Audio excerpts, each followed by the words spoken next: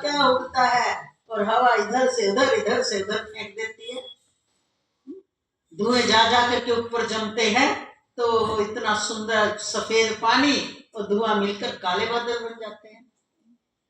और ज्यादा काला मिलता है तो काली नदियां बहती है। फिर काली नदी भी तो है, जिसे आप बोलते हो काले पानी की सजा हो गई, वहां काली नदी तो आती है वहां से ऊपर हिमालय से।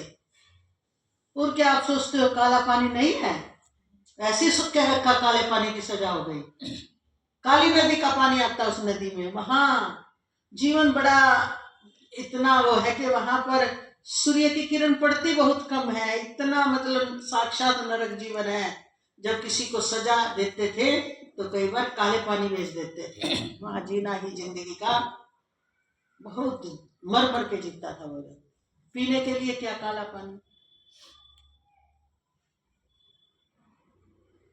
सच्ची बात है, ऐसे ना देखो।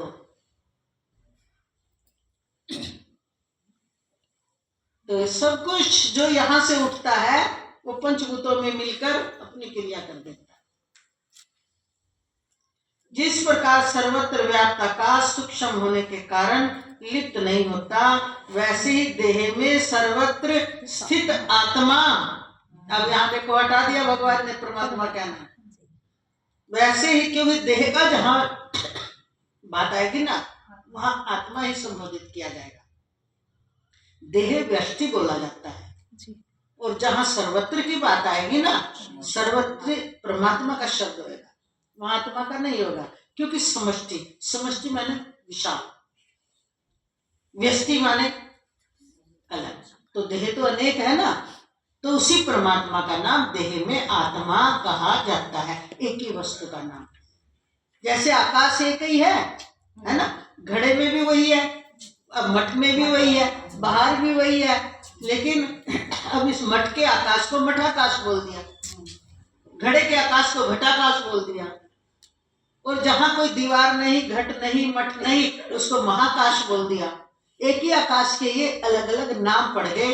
तो देह में स्थित उसी परम तत्व को आत्मा बोल देते हैं और समष्टि में स्थित उसी तत्व को परमात्मा बोल देते हैं। एक ही तत्व का नाम है। ये हमारा हमेशा अगर ध्यान रहे तो हमारा अकर्ता भाव कभी भी खत्म नहीं होगा। हो गया ज्ञान, फिर लो रस। तुम रटते हो, क्या कहा था गुरु जी ने? गुरु जी ने क्या कहा था? अकर्ता की स्त्री हो यार। 2-4 दिन रटा कर भूल गए। सत्संग में आते नहीं, रोज सुनो तो समझ में आए। और यहाँ सुनकर गए, घर में जाकर तो घर में जाके क्या है, मैं मेरा तो बना ले जल्दी, रोटी बना ले जल्दी, ये कर ले जल्दी, अभी तो आई हूँ। दिमाग जैसा है वैसे चरी चरी वाणी शुरू हो जाती है। गया ज्ञान तो सारा। यही का यही झाड़ जाते हो, झाड़ नहीं जाते तो निकाल जाते हो रास्ते तक। बस इसलिए चेंज नहीं आना। एक घड़ी आदि से बुनियाद तुलसी संगत साधकी कटे कोटि। इतना महत्वपूर्ण सत्संग जो प्रैक्टिकल करा के विश्वामित्र जी और वशिष्ठ जी के उस पर शेष जी ने न्याय किया कि आधे घड़ी का वचन सत्संग का पुण्य